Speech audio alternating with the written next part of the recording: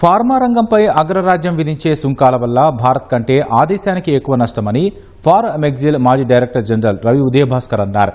America సుంకాల నేపథ్యంలో భారత్ చైనాతో వ్యాపార సంబంధాలను పెంచుకోవాలని హితవు పలికారు. అమెరికాకు ప్రత్యామ్నాయంగా ఇతర దేశాలకు ఫార్మా ఉత్పత్తులను ఎగుమతి చేయడంపై దృష్టి సారించాలని అన్నారు. ప్రస్తుత పరిస్థితిని ఎదుర్కొనే విధంగా ఫార్మా రంగానికి ప్రభుత్వం ధైర్యం చెప్పాలని సూచించారు. ప్రభుత్వం తన వైఖరిని కూడా స్పష్టం చేయాలని అన్నారు. లాభ నష్టాల గురించి ఫార్మా రంగం భయపడాల్సిన అవసరం లేదని రవి ఉదయభాస్కర్ సూచించారు.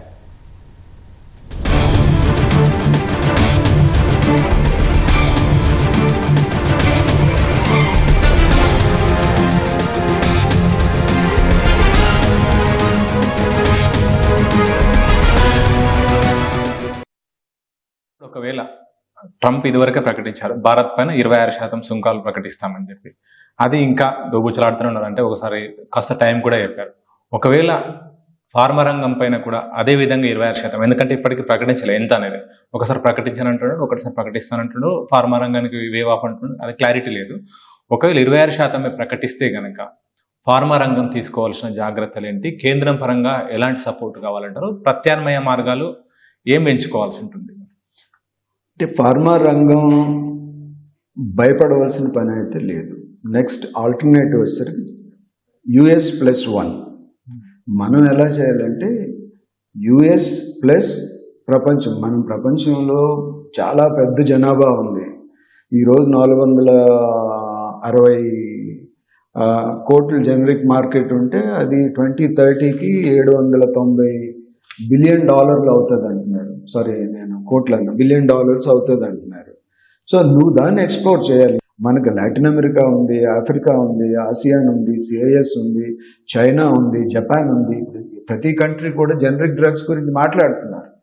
సో నువ్వు ఒక అమెరికా తోటే మనం డిపెండ్ అయి ఉన్నాం అనుకో, ఒక్క అమెరికా మీద డిపెండ్ అయితే నువ్వు భయపడవలసిన అవసరం. నువ్వు ఒక అమెరికా మీద డిపెండ్ అవ్వలేదు. You have to think about it. వేరే ఎక్కడ చేయాలి ఏంటంటే, ఇంకొకటి మనం ఎంతసేపు ఏంటంటే కన్వెన్షనల్ జనరిక్ డ్రగ్స్ తయారు చేస్తూ కూర్చుంటున్నాం. అలా కాదు.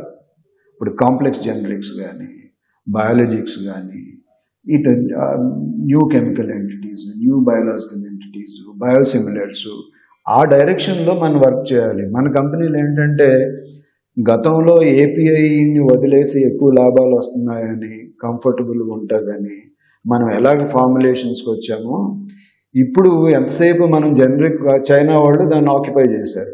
ఇప్పుడు ఎంతసేపు మనం ఈ జనరిక్ డ్రగ్సే తయారు చేస్తే you will be outdated after some time.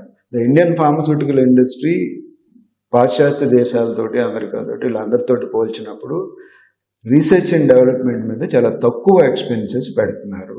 చాలామంది రియల్ ఎస్టేట్, దీనిలో వచ్చిన డబ్బులతో రియల్ ఎస్టేట్లు, రకరకాల కార్యక్రమాలు, డైవర్సిఫికేషన్ ఆఫ్ బిజినెస్. సో అది కాదు. They need to spend, big companies need to spend more money on research and innovation. దానికి గవర్నమెంట్ ఏం చేయాలంటే, ఇప్పుడు PLI స్కీమ్ ఒకటి అనౌన్స్ చేసింది. PLI scheme to some extent it will help to reduce the dependence.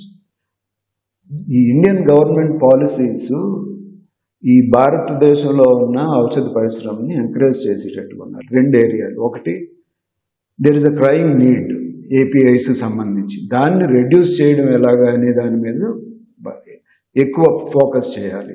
2, research and innovation, దాని మీద more funding ఇవ్వాలి. ఇప్పుడు బయోసిమిలర్స్ ఉంది, అట్లీస్ట్ 10 సంవత్సరాలు పనిచేయాలి. Huge money is needed. దాని రిటర్న్స్ కూడా అలాగే ఉంటాయి. సార్, ఇప్పుడు అమెరికాతో ఆల్రెడీ సుంకాలకు సంబంధించిన వార్ నడుస్తుంది. మనకు విధిస్తామని చెప్పడం అది క్లారిటీ లేదు. ఆల్రెడీ చైనా పైన అతను ట్రేడ్ వార్ ప్రకటించారు. ఉన్న సుంకాల కంటే ఎక్కువగా విధించడం, చైనా వాళ్ళ మీద విధించడం జరుగుతుంది. ఇండైరెక్ట్గా అంటే చైనా నుంచి మనం API ఇక్కడ తీసుకుంటున్నాం, ఇక్కడ నుంచి అమెరికా ఎక్స్పోర్ట్ చేస్తున్నాం. ఇది అంటే మీరు అన్నారు ఇందాకనే, చైనా కూడా అట్లా ఆపొచ్చు. ఒకవేళ చైనా నుంచి మనకు API ఫార్ములాస్ కానీ, మిగతా సపోర్ట్ కానీ ఏదైనా తగ్గితే, అంటే అమెరికాను దృష్టిలో ఉంచుకొని వాళ్ళు ఏమైనా విధిస్తే అప్పుడు ఏ విధంగా ఉండొచ్చు సార్ ఫార్మా రంగం? అసలు మనం వార్ ఎక్కడ చేస్తున్నాం? We are surrendered. లాస్ట్ 1 monthలో మనం ఒక్క మాట మాట్లాడలేదు. మనకి అసలు ఫార్మస్యూటికల్స్ మాకు ఇది, మీకు ఇంత లాభం జరిగింది, ఇది అనేది ఇంటర్నల్ డిస్కషన్స్ ఏమవుతున్నాయో తెలీదు. కానీ నువ్వు మాట్లాడాలి కదా, నీకున్న స్ట్రెంగ్త్, దాన్ని మనం కంప్లీట్గా మాట్లాడలేదు. నెక్స్ట్, వార్ అనేది అతను వార్ చేస్తున్నాడు, దండయాత్ర.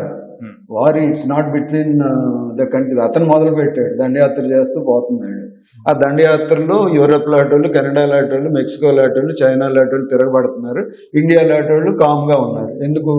వీళ్ళందరి మీద దెబ్బలాడిన తర్వాత మన వైపు రాడేమో అని. బట్ అది కరెక్ట్ కాదు. ట్రంప్ని అర్థం చేసుకున్న చిన్న కుర్రోడు కూడా ఈరోజు చెప్తాడు, అతను ఎక్కడితోటి ఆగిపోవడం, అతనికి కావాల్సింది లాభం. లాభం కూడా కంట్రీ లాభం కాదు, అతను ఏమనుకున్నాడో అది చేయడం. అతను క్రోనీస్ అంటే అతను పక్కన తిరిగి వ్యాపారాలు చేసే వాళ్ళ లాభమే ఇతనికి ఇంపార్టెంట్.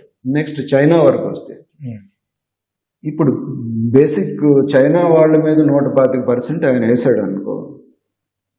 మనం చైనా వాళ్ళ దగ్గర నుంచి చాలా తక్కువ ఉంది అనుకుందాం. మనం వాళ్ళ దగ్గర ఇప్పుడు కొంటున్నాం, మనం హై వాల్యూమ్స్, 0 టారిఫ్ మనకు చేస్తాడు. ఎలాగ ఉంది, మనం 0 చేస్తాం, మనం చైనా అమెరికాకి ఎక్స్పోర్ట్ చేస్తాం. Do you think that China సరే ఇండియా వాళ్ళని చేసుకొని అమెరికాకి ఊరుకుంటాడు? అదే, ఎందుకంటే వాళ్ళ మధ్య నడిచినప్పుడు మనను అంతే కదా, అంతే కదా. ఆ సందర్భంలో మనం అందుకే షీ జిన్పింగ్ ఏమన్నాడు, మనం ఒకసారి అందరం మాట్లాడుకోవాలి దీని నుంచి అన్నాడు. షీ జిన్పింగ్తో మనం మాట్లాడడం, ఎందుకంటే ఇక్కడ మనం unfortunately geo political issues business తోటి మనం కలుపుతున్నాం. That is not correct. ఎందుకంటే అమెరికాకి చైనాకి దెర్ ఇస్ ఎ కాన్ఫ్లిక్ట్. అది కమ్యూనిస్ట్ దేశం, ఇదేమో క్యాపిటలిస్ట్ దేశం. ఈ రెండు దేశాలు కూడా చాలా పెద్ద ట్రేడ్ చేసుకున్నాయి కదా. China is the second largest trading partner with US. ఎందుకు వాళ్ళు చేసుకున్నారు? డిస్పైట్ జియో పొలిటికల్ ఇది. మనం మటుకు చైనాతోటి గొడవ పెట్టుకున్నాం. ఇప్పుడు politics, geopolitics are different from the trade. ఇప్పుడు మనం మానేసామా పోనీ చైనా దగ్గర నుంచి ఏపీ వేసుకున్నాం, మనం మానలేదు, అమెరికా మానలేదు, యూరోప్ మానలేదు. ఇప్పుడు ఎంటైర్ 1.7 ట్రిలియన్ కెమికల్ ఇండస్ట్రీ చైనాది, ప్రపంచం అంతా కొనుక్కుంటున్నారు కదా. ఇదేంటంటే మనం చైనా వాళ్ళు ఎవరు రూల్ చేస్తున్నారు, మంచిగా చెడ్డ అనేది పక్కన పెడితే దానివల్ల మనకేం కావాలి, మనం ఏ రకంగా తెచ్చుకోవాలన్న దాని మీద ఫోకస్ చేయాలి.